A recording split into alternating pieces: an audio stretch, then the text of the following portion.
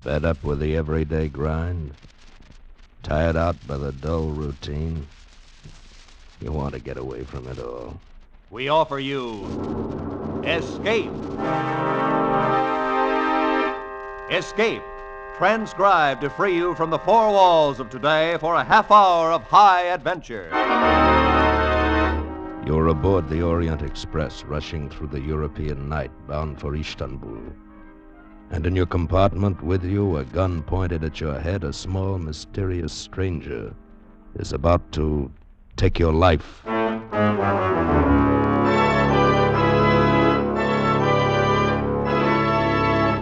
Today, we escape from reality to the tense world of Balkan intrigue as Graham Greene pictured it in his famous novel, Orient Express. Orient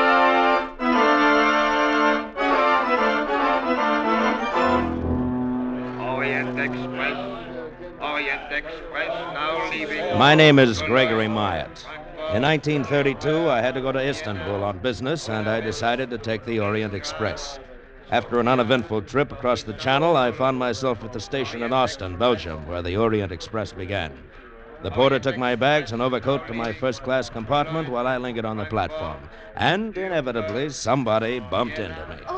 Oh, I'm sorry. Oh, that's quite all right. I wonder which way are the second-class coaches, please? That way, I think. Your suitcase looks heavy. May I? Oh, no, thanks. I can manage all right. I always have. Yeah, she had a very nice figure, trim and erect. I wondered whether she was going as far as Istanbul. Orient Express, en voiture. En voiture. I made my way down the platform to my coach. But there was a stranger in my compartment going through my overcoat. Young man, you have the wrong compartment. And you have the wrong overcoat. This coat is mine. Also, this compartment, number 7. It happens to be number 8. 8? I have made a mistake. 1,000 apologies, sir. Oh, that's all right. Thank you. You are going to Belgrade, perhaps? No, I'm for Istanbul. So, allow me. My name is Richard John. How do you do? My name's Myatt, Gregory Myatt. I am grateful you are a fellow countryman. These little mistakes can be so difficult to explain. Fellow countryman? But I'm American. I also. I am a naturalized American all these many years, but the accent remains. Yes, I suppose it does. Well, we are underway. I will go to my compartment. A most pleasant journey, sir, and again 1,000 apologies.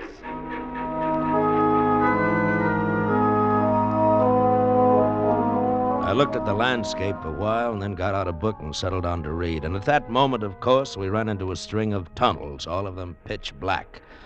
I was just about to ring for the guard to ask to have the lights switched on when the train was crashing to a stop.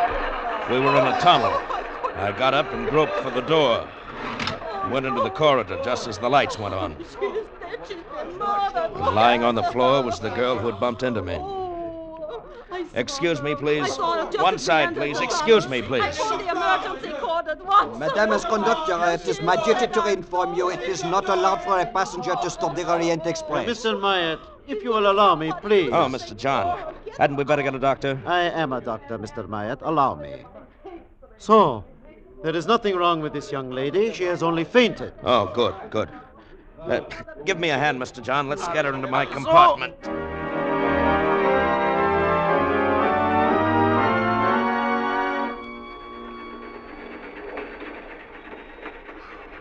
I'm all right now.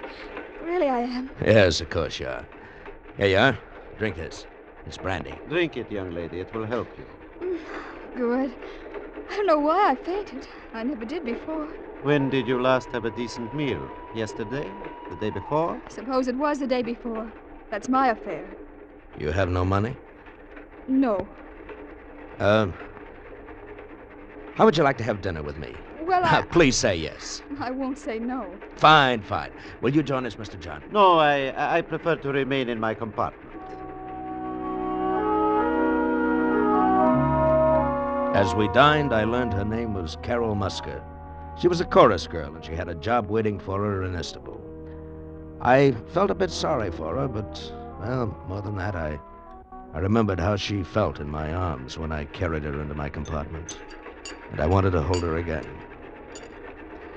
I ate a lot, Mr. Myatt. I hope you can afford the check. I think I Oh, can. good. Now, how about breakfast tomorrow? and all the rest of your meals till we reach Istanbul. Mr. Myatt, I hope you don't have any ideas about me. Well, of course I have. You're very attractive. Well, I don't know anything about you. For all I know, you're married and have 6 children. I am not, and I haven't. How about you? I have no one. Well, then there's no reason why we shouldn't have ideas about each other, is there? And by the way, my first name's Gregory. More coffee or dessert? No, thanks. Well, then as soon as I've paid Mr. Myatt, Oh, Mr. John. excuse me, is this yours? That's my pocketbook. I found it in the corridor outside my compartment. You must have dropped it when you lifted this young lady. He gave me my pocketbook and left the dining car. All my money was there, but one thing I knew, I had not dropped my pocketbook. Mr. John had taken it. Well, Carol and I started through the train. It was about 9 o'clock, and the lights were already dimmed. In the second-class coaches, people were asleep, sitting up in the crowded compartments. Mr. Myatt, here's my compartment. Thank you for dinner. It's, very early. You have to go in? Oh, I'm tired. Oh, it's too crowded in there for comfortable sleeping. And besides, you never know who's next to you. Oh, but I do. That little fat man, see? His name's Joseph Grunlich. He introduced himself. Oh, he did he? You're not jealous. No. But what do you know about him? He might be a thief or a bigamist. Now or... you're being ridiculous. Well, good night, Mr. Myatt. Gregory? Carol, Yes? you might kiss me good night. No one will notice. All right. What? Oh, young lovers, eh? Oh, Mr. Grunlich. If you're going somewhere, sir, why don't you go ahead? Do not be angry, please. I was not spying, Mr. Meyer. How do you know my name? We all heard of the gentleman gallant enough to take Miss Muscat to dinner at the good doctor's suggestion. Doctor? What doctor? Mr. John. He's a doctor, is he not? Now, if you'll please excuse me, I must get some water. I'm quite thirsty. I don't think I like that guy. Carol, how about taking my compartment? Your compartment? Or I'll get you another one. We'll speak to the conductor right now, huh?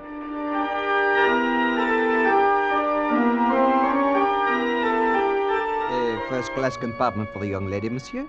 You must wait until we arrive at Cologne. No tickets are sold aboard the Orient Express. We arrive in Cologne in, let me see, precisely 15 minutes.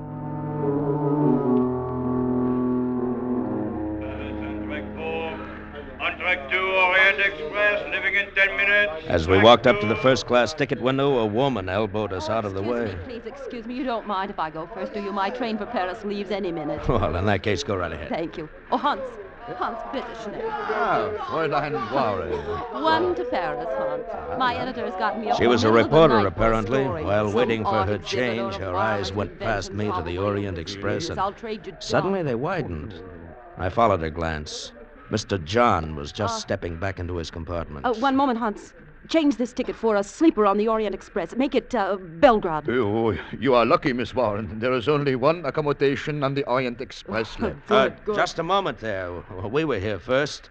I thought you were going to Paris. Not miss. when I see Dr. Zinner on the Orient Express. Dr. Zinner. The man you were looking at was Richard John. Is that the name he's using now? Oh, Fräulein? thank you, Hans. Just a moment there. I'm taking that ticket. Mein Herr, I regret, but the lady asked for it before you did, and she is an old customer. Here's the ticket, Miss Warren.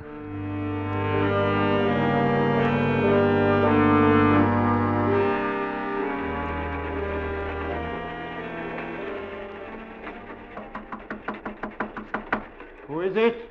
Gregory Myatt, Mr. John. I'd like to talk to you for a moment. May we come in? Why, yes. Yes, of course. You are feeling better, Miss Musker? You are getting enough rest? Yes, thanks. That's why we're here. Miss Musker's taking my compartment, and I'm staying in here with you. I wish I could oblige, but I prefer my privacy. Why is that, Dr. Zinner? My name is Richard John. Where did you hear otherwise? From a newspaper reporter who saw you in the station at Cologne. Oh. I don't know what it's all about, and I don't much care, but Miss Musker is going to have my compartment, and I'm going to move into this one with you. Any objections? No. In fact, both of you shall stay here with me. What the devil? Gently, Mr. Myatt. He has a gun. I am an excellent shot, believe me. Oh, Greg. We shall all stay, I insist. Lock the door, Mr. Myatt. That's fine.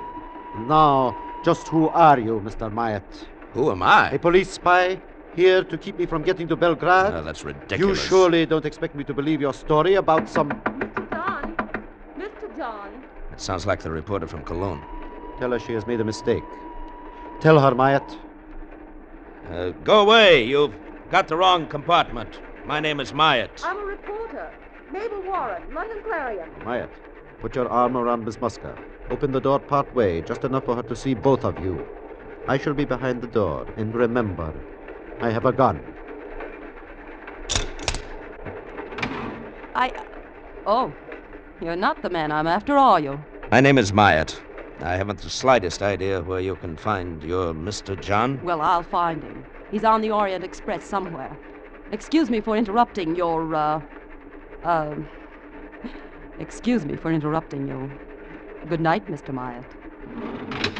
Bolt the door, please. Oh, perhaps you really are only an American businessman, Mr. Myatt. In that case, I owe you an explanation. Sit down.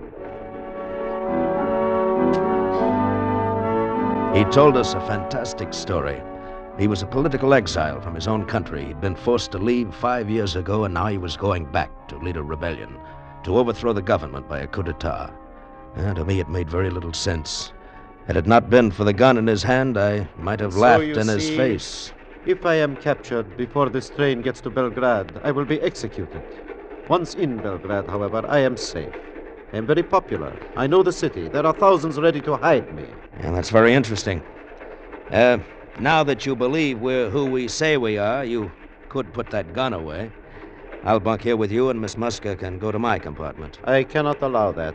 Among the passengers on this train are many of my countrymen. Some would be loyal if they knew about me, but others would not. Dr. Zinner will tell no one. I am sure you would not, intentionally, but it might slip out. No, I cannot permit you to leave this compartment. I'm warning you, if I can, I'm going to take that gun away from you. Don't try it, my friend. You're older than I am, Dr. Zinner.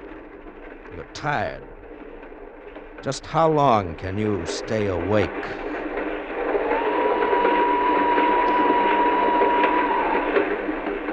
I sat with Carol on one seat. He was across from us, the revolver in his hand.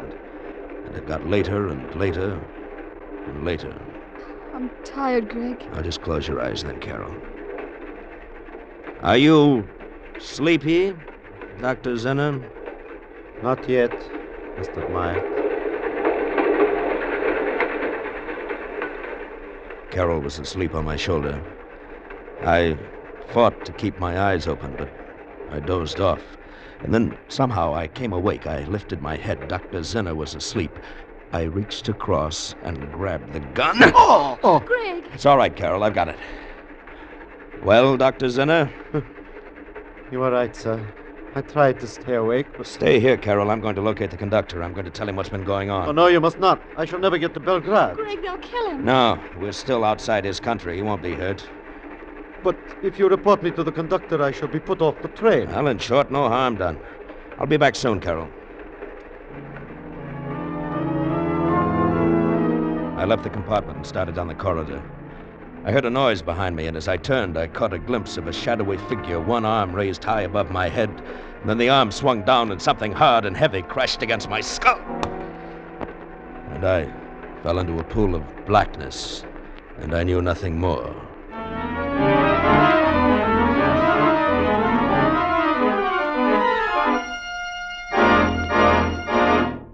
In just a moment, we will return to Escape. But first, the blazing billboard for CBS's 10 great Sunday night shows has an especially big blaze of lights near the top of the list. That's where the names of Spike Jones, Jack Benny, and Amos and Andy are found in succession. Spike Jones, Jack Benny, Amos and Andy, the most unusual sequence of top-rating comedy in radio. Don't miss a single second of their 90 nonstop minutes of mirth tomorrow night on CBS's great Sunday Night 10. Amos and Andy and Spike Jones come to you over most of these same CBS stations, and Jack Benny is heard over them all. And now, with our star, Bill Conrad, we return to the second act of Escape and the Orient Express.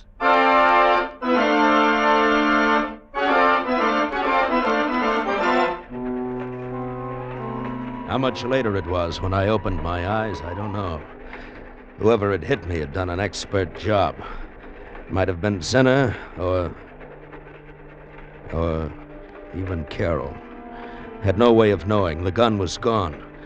I dragged myself to my feet and stumbled down the corridor back to compartment number 7, but it was empty.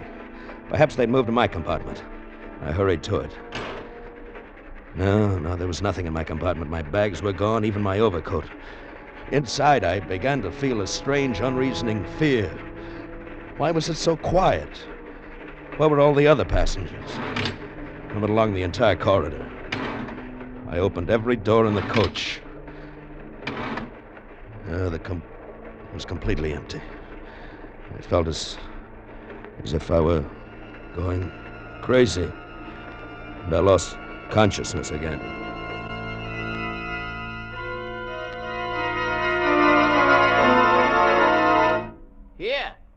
Here, you! What? Mister! What? Wake up! Wake up! What? Who are you? I, sir? I am the brakeman. No.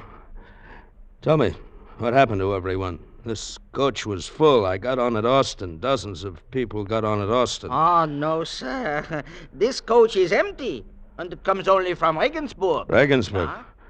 No, it's from Austin, I tell you. Look, compartment 8. This was mine. My bags, my overcoat, they were here, and now they've disappeared. What was that? Oh, that is only the switch engine. We're on the yards outside Vienna. This coach is a deadhead. It was put on at the Orient Express at Regensburg, and now we take it off. Deadhead? You mean... No, it's not my coach at all. The regular coaches are... The Orient Express is in front of us, sir. If you do not want it to leave without you, you had better hurry, sir. Don't worry, I'll make it. The Orient Express was just getting underway when I dropped off the front of the Deadhead. I had plenty of time to run up alongside and swing aboard. I made my way through the train to my coach and knocked on the door of Zinner's compartment. Open up in there. Who is it? Gregory Myatt, open the door. Come in, please. Lying on the berth, bound and gagged, was the reporter, Miss Warren. And standing beside her, gun in hand, was not Dr. Zinner, but Joseph Gründlich. You have a very tough skull, Mr. Myatt. I should have hit you a little harder, no? Where is Carol? Where is Dr. Zinner? Why have you tied up this reporter? No, please, not so fast. First, as to Miss Warren. I have tied her to prevent her from interfering with Dr. Zinner. Had I allowed her to file her newspaper story, Dr. Zinner would never get to Belgrade. I happen to be an ardent follower of Dr. Zinner. I was standing watch last night when you dashed into the corridor, Mr. Myatt. You had this very gun in your hand. You had obviously broken away from Dr. Zinner. Fortunately, I had a blackjack. Where is Carol and Dr. Zinner? Do you promise to do nothing to interfere with Dr. Zinner's plan? I promise nothing. No, be reasonable. The Orient Express will soon cross the border into my own country. It makes only one stop at the border for passport identification. After that, you are involved no longer. Why be stubborn? All right, Gründlich. I won't interfere. Mr. Myatt, I thank you. You may go now. Dr. Zinner and Miss Musker are next door in your compartment. Dr. Zinner was seated on one berth dozing, and Carol lay on the opposite berth fast asleep, traces of tears on her cheeks. She shivered. I covered her with my overcoat, and she woke up. Gregory, I didn't know where you were. Go back to sleep. Oh, I searched everywhere. I didn't know what to do. And I came back here. Oh, I was so tired. Dr. Zinner made me go to sleep. Everything's all right. In a few hours, everything will be fine. Now, close your eyes and go back to sleep.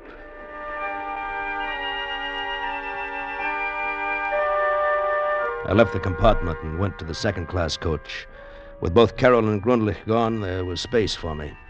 I slept until I was awakened by a Hungarian passport inspector. The train had stopped in a town named Subotica, just inside the border. I showed him my passport. Then I went to the dining car. The breakfast rush was just starting, so I gave a waiter a pound note and had him get me breakfast for 2. By the time the Orient Express was 10 minutes out of Subotica, we were going down the corridor, with the loaded tray tinkling as the waiter followed me. We arrived at my compartment, but it was empty. No sign of Zinner, no sign of Carol. A torn piece of paper was tucked under the cuff of my overcoat. It was a note. I have left with Dr. Zinner. I'm afraid this is goodbye. Signed, Carol Musker. Sir, the breakfast. Where shall I put the tray? What? The breakfast. Oh. Take it back. I don't want it. I sat near the window and watched the landscape drift past. My suspicions had been right all along. Dr. Zinner had played me for a fool, and so had Carol. After a while, I became conscious of a tapping sound on the wall of my compartment. It kept on, and suddenly I realized that it was coming from the compartment next to mine, someone's heel banging against the wall. It took only a minute to get next door. It was Miss Warren, the reporter, all tied and gagged. Oh, thank goodness. I thought you'd never hear me. Where's Grundlich? Where are the others? You mean you don't know what's happened?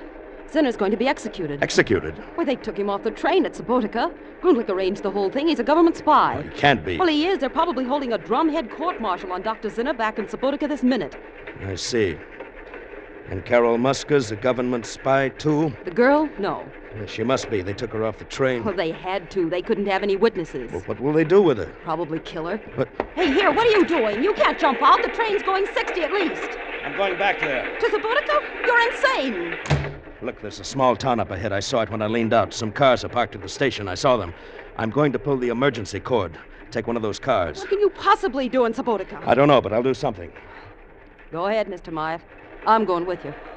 I pulled the emergency cord, and in a matter of seconds, the Orient Express was screeching to a halt right at the station. I flung open the door, and with Miss Warren close behind me, I ran toward the parked cars. Here, you! You, come here. Do you speak English? A car, gentlemen, a car very cheap. I want to go to Subotica. It's too far, 50 kilometers. I'll give you 20 pounds. Wait, get in, gentlemen, get in. We were at Subotica inside of an hour. I had the driver stop just before we got into the center of town and told him to wait. Miss Warren and I started down the main street. Mr. Myatt, look. In the doorway of a small restaurant, his back to us, talking to a chef, was Joseph Grundlich. Just keep walking. All right. Try to hear what he's saying. Yeah. Meal for 2 people. Have it sent to railroad. Did you hear what he said? Something about a last meal for 2 people to be taken to the railroad station. Don't turn your head. Just keep walking. Okay. The railroad station platform was empty, so was the ticket office. But through the window, we could see the waiting room, and beyond it was a closed door to a baggage room. There was a large, old-fashioned key in the lock, and standing beside the door was a soldier with a rifle. That's why they must be in the baggage room. You don't have a gun, I suppose? No. Oh, neither do I. The key's in the lock. If I can get to it without the soldiers noticing. We've got to get the soldier away from the door, Miss Warren. How? Look, do you see that telephone over there in the far corner? Yeah. If we could somehow get the soldier over to the telephone, his view of the baggage room door would be cut off. Yeah. Look, that'll be your job, Miss Warren. Mine? Go into the waiting room and up to the telephone booth. Smile at the soldier as you go by. Then pretend you're having some trouble with the phone. Appeal to him for help. Right. When he joins you at the phone booth, keep him occupied while I go in and let him out. But he might look around. Just talk to him. Zinner and Carol and I will try to make the car. You'll have to hurry. Grundlich and that last meal may be here any minute. We'll hurry, all right.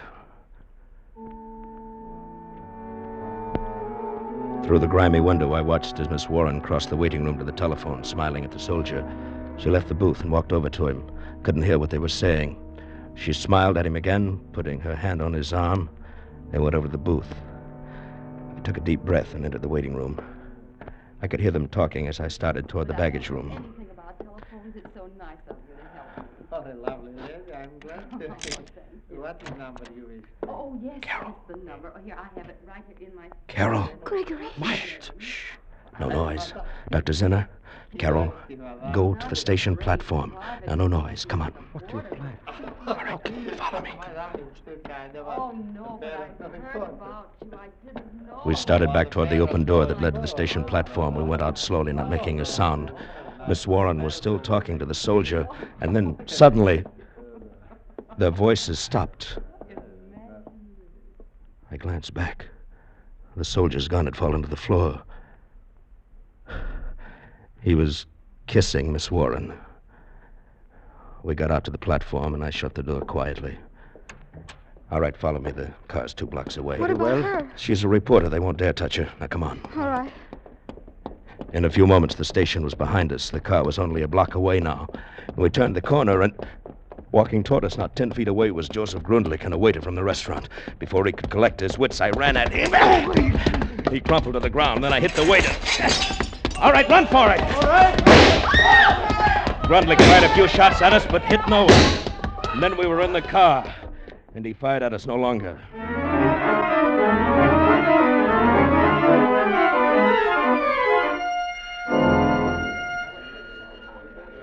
En voiture, Orient Express, all aboard. Goodbye, Dr. Zinner. You sure you won't come along? Oh, I stay here in Belgrade.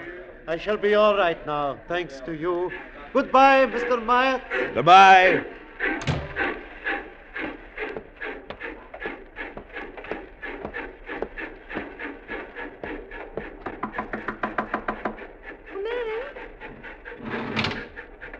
Hello.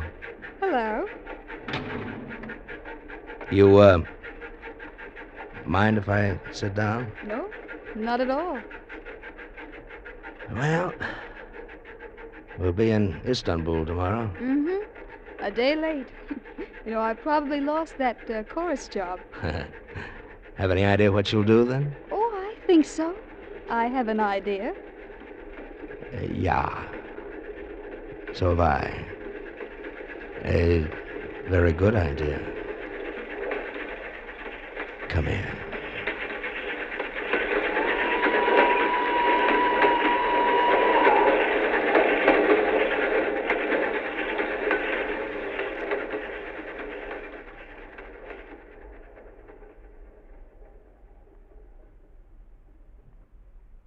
Escape is produced and directed by Norman MacDonald.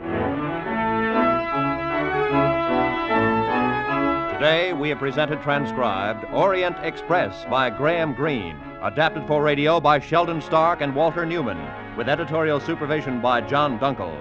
Starred as Gregory Myatt was Bill Conrad. Featured players were Edgar Barrier, Hans Conried, Gloria Grant, Harry Bartell, Ann Morrison, Jack Crucian, and John Daner. The special music was arranged and played by Ivan Ditmars. Next week, You are alone in the steaming jungle with 3 men. You know that one of them is a desperate criminal, a man you've come here to arrest, but you don't know which one. You'll have to find him before he can save himself by killing you.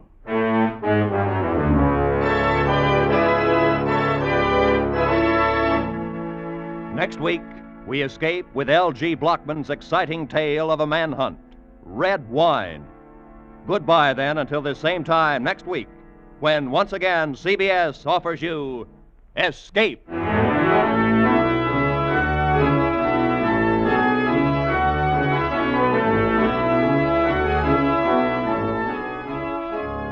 Looking for more escape drama? There'll be more coming along on CBS tonight, when most of these same CBS stations will bring you The Adventures of Philip Marlowe and Gangbusters. They're both regular Saturday night features on CBS. Now, stay tuned for 5 minutes of the latest news, to be followed immediately by the Let's Pretend program over most of these same CBS network stations.